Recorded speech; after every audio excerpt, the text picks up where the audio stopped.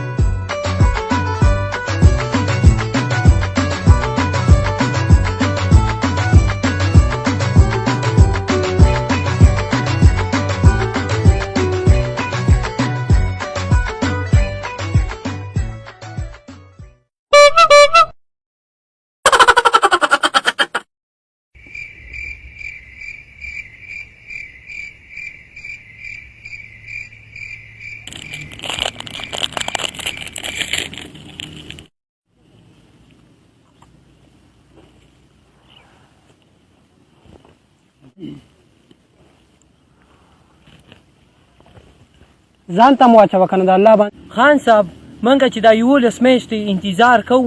د روجې ته یې کوو موږ ته بل څه ته خو نه کوو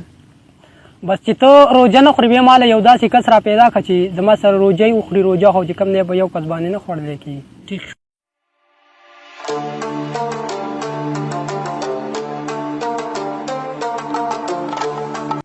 ځکه نه چې ورشو که نه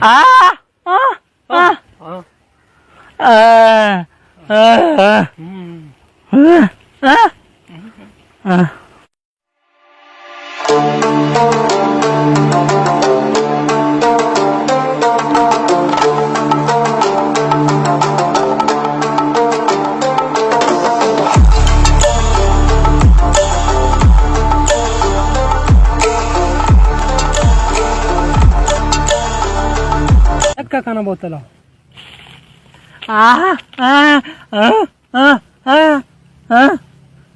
لاړ شه اوس د دې تره له ترجمان نه وله د دې اوس په مونږ څه په خبره وانې پرېږدو دا څه ویم ټیک شو خان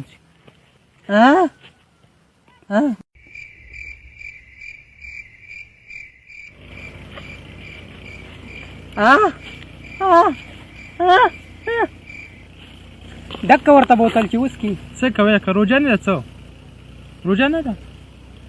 روژه خو یار خان صاحب اډر کوي بیمار یم نو ځکه مونږ خو ځکه روژه خورو نو مونږ خو نه بیمار ته بیمار یې نو زه خو په تاسو پسې خو مونږ نه یې درغلي تاسو په مونږ پسې راغلي یاستئ که نه زه خو دلته خوړ ته رالم د دې وجې ای د خدای ظالمانو یو طرف ته تاسو په خپله روژه خورئ بل طرف ته هم چاړه راوستې په دې خورئ نو په دې وسه ولې خورئ ځان نه خو پرېږده خو په دې وسه خورئ تاسو خو مونږ د دې دپاره راوستئ چې د دې په خبرو مونږ پوهه کوي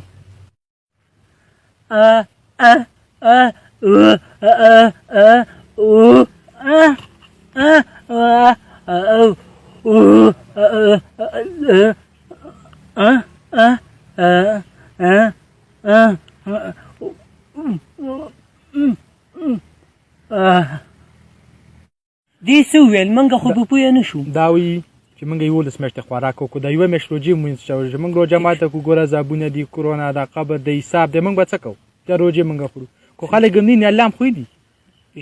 یاره دی خو چې کوم دی زمونږ هغه سترګې رڼا کړلې دې نه نور هم څه داسې پوښتنې وکړه چې دا زمونږ هغه سترګې نور هم رڼا کړي او یو داسې ورته ووایه چې داسې بل چاته داسې ونه وایي چې یار خان روجه خان زه ورته وایم چې نور داسې څه وایي صحیح ده زه تپوس کوم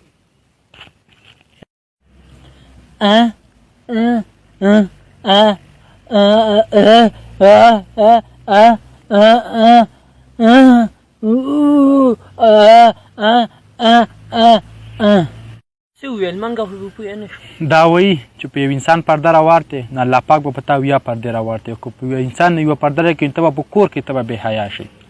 او چې یو ځل د سړي نه عزت لاړ شي که نه نو که هغه کروړونه روپۍ ولګوي هغه له بېرته عزت نه راځي خان صاحب په دې دنیا کې ښه خلک هم شته دي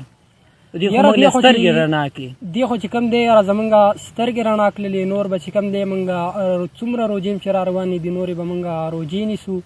او د څومره د خیر ښېګړې کارونه دي دا به مونږ کوو او نور به چې کوم دی نه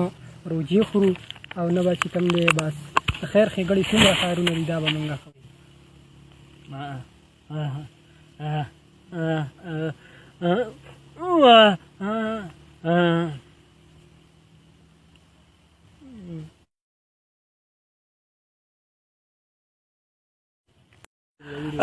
بسم الله الرحمن الرحیم. سلامونه او احترامات اوریدونکو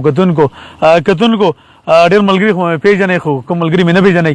زما نوم تحصیل خان دی، د سلاردو اوسېدونکی یم او د انجمن بحالي معذورانو د بحالولو چې کوم ارګنایزیشن دی یا کوم تنظیم دی په هغې کې جنرال سیکرټري سابقه او موجوده پریس سیکرټري باندې کار کوم. ملګرو د باجوړ واینس ملګرو د باجوړ واینس څومره ټیم دی دیو چې دا کوم پروګرام جوړ کړی دا کومه ویډیو جوړه کړې ده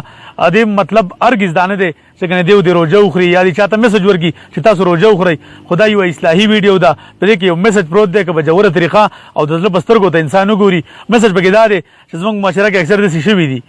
دا یوه میاشت را روانه ده، یوه میاشت ده د روژې، حالانکې زه چې دا کوم ریکارډینګ کوم یا کومې خبرې کوم اوس بوزه ده. اوس دا دی زما په خیال نن مارچ دی که نه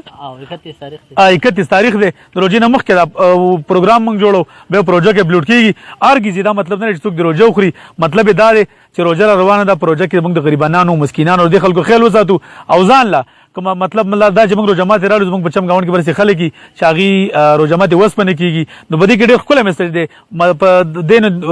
سترګو ته مه ګورئ، په دې نیتو ته مه ګورئ چې مطلب دا دی یو